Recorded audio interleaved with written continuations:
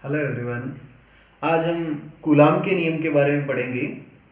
Coulomb का नियम हमें आवेशों के मध्य लगने वाले बल के बारे में बताता है। जैसे हम कहते हैं समान प्रकृति के आवेशों के मध्य प्रतिकर्षण और असमान प्रकृति के आवेशों के मध्य आकर्षण होता है, यानी सजातीय आवेशों में प्रतिकर्षण और विजातीय आवेशों में आकर्षण होता है। ये आकर्षण या प्रतिकर्षण बल कितना होता है, इसका मान बताने के लिए कूलाम ने एक नियम दिया जिसको हम कूलाम का नियम कहते हैं। ये जो नियम है, ये 11th क्लास में जो नियम आपने पढ़ा है गुरुत्वाकर्षण के लिए न्यूटन का नियम, उस न्यूटन के नियम से थोड़ा मिलता जुलता सा नियम है। हालांकि न्यूटन का नियम गुरुत्वाकर्षण के बारे में जानकारी देता है और कूलाम का विद्युत चुंबकीय बल के बारे में। तो पहले न्यूटन के गुरुत्वाकर्षण के नियम की हम बात करें। न्यूटन ने कहा है कोई भी दो द्रव्यमान है m1 और m2 r दूरी पर हैं, तो इनके मध्य जो लगने वाला बल है ये दोनों द्रव्यमानों के गुणनफल के समानुपाती और इनके मध्य की दूरी के वर्ग के व्युत्क्रमानुपाती होता है। अब सेम बात हम कूलाम के लिए कहें तो कूलाम ने भी इससे मिलता जुलता नियम दिया है। कूलाम ने कहा है कोई दो आवेश हैं, एक आवेश Q1 और दूसरा आवेश Q2, दोनों एक दूसरे से r दूरी पर स्थित हैं, तो इनके मध्य जो बल लगेगा, अब बल अगर दोनों सजातीय हैं यानी दोनों प्लस हैं या दोनों ही माइनस हैं तो प्रतिकर्षण, एक प्लस और एक माइनस है तो आकर्षण। तो चाहे ये आकर्षण है या प्रतिकर्षण है, ये बल दोनों आवेशों के गुणनफल के समानुपाती और इनके मध्य जो दूरी है इस दूरी के वर्ग के व्युत्क्रमानुपाती होता है। अर्थात कूलाम का नियम हम कहेंगे किन्हीं दो आवेशों के मध्य आकर्षण या प्रतिकर्षण बल। इससे भी पहले दो आवेश कौन से होने चाहिए, तो कौन से हैं इसके लिए हम कहें आवेश जब गतिशील अवस्था में होगा तो विद्युत क्षेत्र के साथ में चुंबकीय क्षेत्र भी उत्पन्न करेगा और चुंबकीय क्षेत्र में आवेश पर चुंबकीय बल भी लगेगा। लेकिन ये जो बल है ये केवल हमें वैद्युत बल के बारे में जानकारी देगा, अतः हम आवेशों को स्थिर मान लेंगे। दूसरा, ये जो दूरी है आवेशों के आकार की तुलना में ज्यादा है, या यूं कहिए इस नियम में कहीं पर भी हमें आवेशों के आकार की कोई बात नहीं कही गई है, तो आवेशों को हमेशा हमें बिंदु रूप में मानना है। अब बिंदु रूप में माने तो परिभाषा में थोड़ा सा बदलाव करेंगे। किन्हीं दो स्थिर तथा बिंदु आवेशों के मध्य लगने वाले आकर्षण या प्रतिकर्षण बल का मान दोनों आवेशों के गुणनफल के समानुपाती और इनके मध्य की दूरी के वर्ग के व्युत्क्रमानुपाती होता है। अब यहां पर हम कहें ये जो कूलाम का नियम है ये भी हम कह रहे हैं F समानुपाती 1/r², यहां भी कह रहे हैं F समानुपाती 1/r²। जो नियम दूरी के वर्ग के व्युत्क्रमानुपाती होते हैं उनको हम व्युत्क्रम वर्ग नियम कहते हैं। तो इस प्रकार हम कहेंगे दोनों ही नियम, कूलाम का नियम और न्यूटन का गुरुत्वाकर्षण का नियम, दोनों ही नियम व्युत्क्रम वर्ग नियम है। फिर आगे न्यूटन वाले में आपने दोनों को यूं लिखा m1 m2 अपॉन r², और जैसे यहाँ समानुपाती चिन्ह की जगह आपने बराबर लिखा है तो कोई स्थिरांक लिखा है, स्थिरांक हम कहते हैं g। इस g को हमने कहा था गुरुत्वीय सार्वत्रिक नियतांक। सार्वत्रिक क्यों? क्योंकि ये किसी भी परिस्थिति में बदलेगा नहीं। जैसे दोनों द्रव्यमानों के मध्य हवा ली जाए, पानी लिया जाए, धातु ली जाए, कोई भी माध्यम रख दिया जाए, माध्यम रखने पर इस जी के मान पर कोई भी प्रभाव नहीं पड़ेगा। दूसरा, पृथ्वी तल की गहराई में जाए या पृथ्वी तल से ऊंचाई पर जाए तो भी इस जी के मान पर कोई भी प्रभाव नहीं पड़ेगा। अर्थात प्रत्येक परिस्थिति में जी का मान नियत रहता है। ऐसे नियतांकों को हम सार्वत्रिक नियतांक कहते हैं। अब यहां हम बात करें, यहां जैसे ही हम लिखेंगे F समानुपाती Q1 Q2 अपॉन r², जैसे यहां से हम समानुपाती चिन्ह को हटाएं तो यहां नियतांक लिखा जाता है K।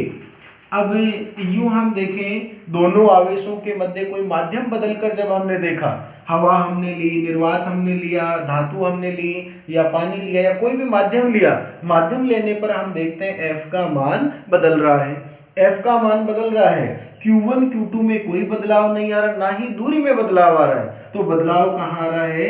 इस नियतांक में आ रहा है। तो ये जो नियतांक है ये दो चीजों पर निर्भर करता है। एक तो माध्यम कौन सा आपने लिया उस माध्यम की प्रकृति पर, और दूसरा आपने मात्रक की पद्धति कौन सी ली है। तो k है या समानुपातिक स्थिरांक, दो चीजों पर निर्भर कर रहा है, माध्यम की प्रकृति और मात्रक की पद्धति। फिर अगली बात हम यूं कह रहे हैं कि इसे सार्वत्रिक नियतांक कहा है, ये बदल नहीं रहा है, ये बदल रहा है, तो इसे हम सार्वत्रिक नियतांक नहीं कह सकते। अब ये जो k है, इस k के मान की हम बात करें तो k के मान को इस प्रकार से परिभाषित किया गया है, k बराबर हम लिखेंगे 1/4 पाई एप्सिलॉन नॉट। ये जो प्रतीक हमने लिखा है इसको अपन कहते हैं एप्सिलॉन, ठीक है। एप्सिलॉन आगे आपने छोटा सा एक जीरो लिखा है तो इसको एप्सिलॉन नॉट अपन बोल देंगे। ये जो एप्सिलॉन नॉट है ये कहलाता है निर्वात की विद्युतशीलता। अगर यहां कोई माध्यम लिया जाता तो हम k बराबर कह देते हैं 1/4 पाई एप्सिलॉन, जो भी माध्यम लिया जाएगा उस माध्यम की विद्युतशीलता हम लिख देंगे।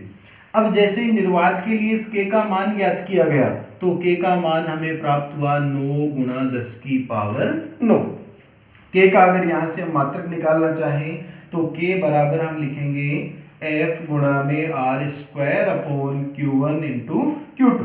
तो f के लिए तो लिख देंगे न्यूटन, दूरी के लिए मीटर, मीटर का स्क्वायर लिख देंगे, Q1 Q2 हम लिख देंगे कूलाम और कूलाम का स्क्वायर। तो यहां से हम लिखेंगे newton into metre square upon coulomb square, ठीक है। अब इस एप्सिलॉन नोट का जब मान ज्ञात किया गया तो एप्सिलॉन नोट का मान हमें प्राप्त होता है 8.854 इंटू 10⁻⁻12। अब यहाँ पर अगर एप्सिलॉन नोट का या एप्सिलॉन का आपको मात्रक ज्ञात करना है तो एप्सिलॉन नोट बराबर लिखेंगे 1/4 पाई k। 4 पाई का तो कोई मात्रक नहीं होता और एप्सिलॉन का मात्रक क्या होगा, k का जो भी मात्रक आ रहा है उसको विपरीत करके उसका प्रतिलोम हमें लिख देना है। तो यहाँ लिख देंगे coulomb square upon newton into metre square. अगर कोई भी माध्यम लिया तो प्रत्येक माध्यम के लिए एप्सिलॉन का मान अलग अलग आएगा, तो माध्यम के अनुसार हमें एप्सिलॉन का मान बदलकर लिख देना है। अब माध्यम पर यह किस प्रकार निर्भर कर रहा है ये बताने के लिए एक और आगे राशि परिभाषित की गई है जिसको आपेक्षिक विद्युतशीलता अपन कहते हैं या उस माध्यम का परावैद्युतांक कहते हैं। आपेक्षिक विद्युतशीलता की अपन बात करें, आपेक्षिक विद्युतशीलता को अपन एप्सिलॉन r कहेंगे या इसको परावैद्युतांक भी कह सकते हैं, डाइलेक्ट्रिक कांस्टेंट अपन कहते हैं। ये होता है माध्यम का, जो भी जिस माध्यम की हम बात कर रहे हैं उस माध्यम की विद्युतशीलता अपॉन निर्वात की विद्युतशीलता, अर्थात परावैद्युतांक हम कहेंगे माध्यम की विद्युतशीलता तथा निर्वात की विद्युतशीलता का अनुपात। चूंकि दोनों विद्युतशीलताएं हैं तो दोनों के मात्रक आपस में कैंसिल होंगे, तो हम कहेंगे इस परावैद्युतांक का या आपेक्षिक विद्युतशीलता का कोई भी मात्रक नहीं होता है। यहीं से अगर हम एप्सिलॉन का मान लिखना चाहें तो लिख देंगे epsilon not into epsilon r। इस प्रकार से किसी भी माध्यम के लिए अपन विद्युतशीलता को epsilon not into epsilon r के पदों में भी लिख सकते हैं। जैसे अगर माध्यम यहाँ उपस्थित होता तो k का मान बदलकर हो जाएगा 1/4 pi epsilon not into epsilon r। और अलग अलग माध्यम के लिए एप्सिलॉन r का मान भी परिभाषित किया गया है। एप्सिलॉन r का जैसे यहाँ पर माध्यम भी निर्वात है तो epsilon not upon epsilon not दोनों कैंसिल होंगे तो मान आएगा 1। अगर हवा की हम बात करें तो हवा में भी मान निर्वात के लगभग बराबर 1.0005 इतना होगा, जो लगभग हम निर्वात के बराबर मान लेते हैं 1। अगर हम आसुत जल की बात करें तो जल के लिए एप्सिलॉन r का मान होता है लगभग 80। किसी भी धातु के लिए अपन बात करें या किसी चालक के लिए अपन बात करें तो चालक के लिए मान है ये होता है अनंत। इस प्रकार से हमें सबके लिए मान भी ध्यान में रखना है। अब देखो जैसे ही माध्यम लिया जाएगा, माध्यम लेने पर क्या प्रभाव पड़ेगा, तो कोई भी दो आवेश जो स्टार्टिंग में हमने माने हैं Q1 और Q2, वही दोनों आवेश आपको यहाँ फिर से मान लेने, Q1 और एक लिख दिया हमने Q2, दोनों के बीच में दूरी लिख दी है R। अब एक बार तो हम कहते हैं निर्वात है, वैक्यूम है, तो F भी अपन लिख दें, तो बल का मान होगा K Q1 Q2 upon R square. K का मान अपन लिख देंगे 1/4 epsilon not Q1 Q2 upon R square. इसको कह देंगे समीकरण नंबर 1। अगर माध्यम लिया जाए, कोई भी माध्यम हमने भर दिया, तो माध्यम के लिए 1/4 एप्सिलॉन, यहाँ विद्युतशीलता निर्वात की जगह बदलकर लिख देंगे माध्यम की विद्युतशीलता, फिर वही लिख देंगे Q1 Q2 upon R square. लेकिन अभी हमने यहां से पढ़ा एप्सिलॉन की वैल्यू होगी epsilon not into epsilon r। ये अगर हम लिखें तो F माध्यम बराबर लिख देंगे 1/4 epsilon not epsilon r Q1 Q2 upon R square.